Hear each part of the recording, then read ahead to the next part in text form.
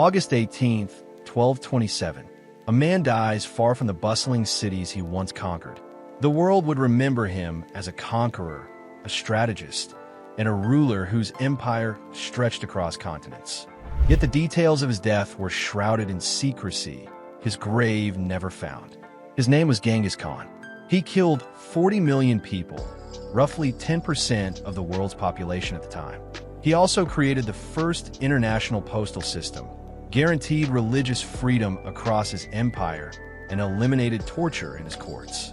Genghis Khan was the most terrifying and most progressive ruler who ever lived. So how did a man born into poverty on the harsh steppes of Mongolia become a figure feared across the world, reshaping the course of history in ways that still resonate today? The story of Genghis Khan is one of survival, strategy, and unparalleled ambition. He was a man who turned adversity into power, forging an empire that would span nearly 12 million square miles, a realm stretching from the Pacific Ocean to Eastern Europe. To understand Genghis Khan, we must begin with his early life. He was born around 1162 as Temüjin in a Mongol clan of the Borjigin.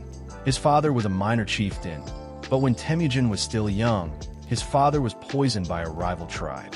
This left the family vulnerable in a brutal environment, forcing Temüjin, his mother, and siblings to survive on the fringes of society. Life on the Mongolian steppes was harsh and unforgiving. Survival depended on skill, loyalty, and strategic alliances. From a young age, Temüjin learned to navigate this dangerous world, forming bonds and rivalries that would shape his future.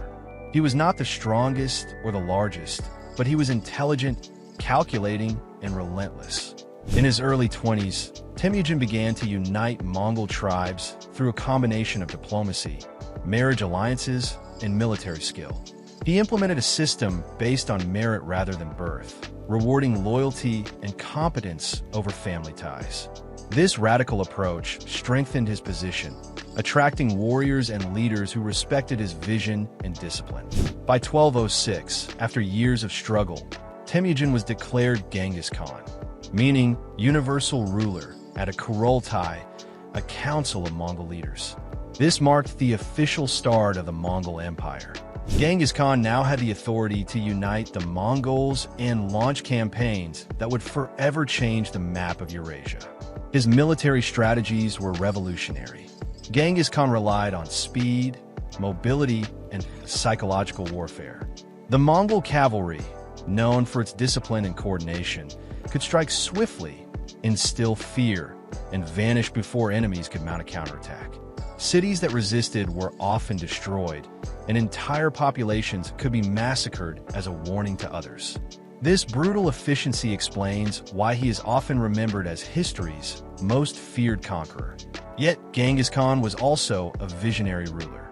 He introduced laws codified in the Asa, promoting justice and order across his empire. Torture was banned, theft punished strictly but fairly, and religious tolerance was guaranteed. Priests, monks, and scholars of all faiths could practice freely, a revolutionary concept for the time. He established the YAM, the first international postal system, allowing messengers to travel thousands of miles across the empire with speed and reliability. This network enabled communication, trade, and governance across continents, long before modern infrastructure. Despite being remembered primarily as a ruthless conqueror, Genghis Khan valued knowledge, innovation, and the exchange of ideas. He recognized that a strong empire required more than military might. It needed commerce, communication, and cultural integration.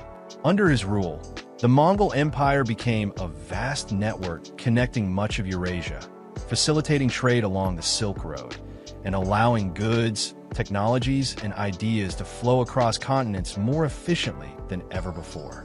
Artisans, scholars, and merchants traveled widely, spreading innovations in science, medicine, and craftsmanship. Genghis Khan's military campaigns were relentless and strategically brilliant. He conquered the Khwarezmian Empire in Central Asia, often defeating armies far larger than his own by employing superior tactics, mobility, and discipline. Resistance was met with extreme measures. Cities that defied him were often destroyed, and survivors were sometimes relocated to strengthen Mongol settlements in newly conquered regions. The human cost of these campaigns was staggering. Historians estimate that his conquest directly or indirectly resulted in the deaths of around 40 million people. Yet, alongside this devastation, Genghis Khan left a lasting legacy of connectivity, administration, and knowledge sharing. His empire, though forged through war, became a conduit for cultural and technological exchange, influencing the development of civilizations across Eurasia for centuries. Yet this violence coexisted with a commitment to law, order, and administration. Genghis Khan appointed administrators based on ability, not heritage, and implemented standardized taxation systems. Trade routes were protected, and meritocracy became a cornerstone of governance in his rapidly expanding empire. One of his most remarkable traits was his ability to integrate conquered peoples. Skilled artisans, engineers, and scholars from defeated regions were brought into the Mongol Empire, contributing to its growth and sophistication. Religious leaders, diplomats, and merchants were encouraged to move freely, fostering a network of commerce and cultural exchange unprecedented for the time. Despite his fearsome reputation, Genghis Khan remained deeply connected to his Mongol roots. He valued loyalty, courage, and family, often rewarding generals and advisors who demonstrated exceptional service. His leadership style combined charisma, discipline, and pragmatism, creating a sense of unity among the diverse peoples of his empire. Genghis Khan's personal life was complex. He married Borte, his lifelong companion, who played a critical role in consolidating alliances. Their children inherited both the responsibilities of leadership and the legacy of a father whose ambition reshaped continents. His family remained central to the empire, but succession was carefully managed to maintain stability. By the time of his death in 1227, Genghis Khan had expanded the Mongol Empire across much of Asia and into Eastern Europe.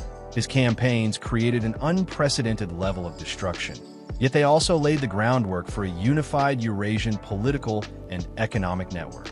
The circumstances of his death remain somewhat mysterious. Some accounts suggest he fell from his horse, others that he succumbed to illness.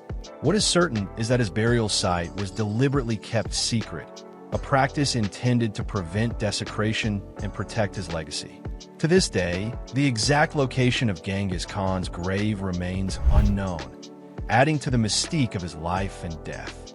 His legacy is paradoxical. Genghis Khan was a man of unimaginable violence, responsible for mass death and destruction. Yet he was also a reformer, a lawmaker, and a visionary who implemented systems of governance, communication, and religious tolerance that were far ahead of their time. The Mongol Empire he founded would continue to expand under his descendants, eventually influencing trade, culture, and politics across Eurasia. The Silk Road flourished, connecting Europe and Asia more closely than ever before.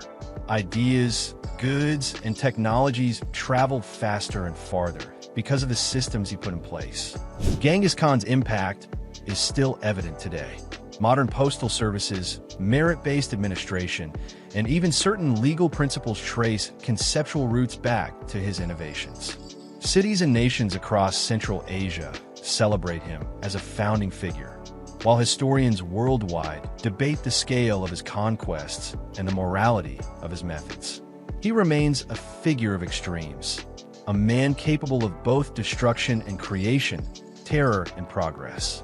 Few leaders in history have so simultaneously inspired fear and respect, and even fewer have left a legacy as wide-reaching and complex as his.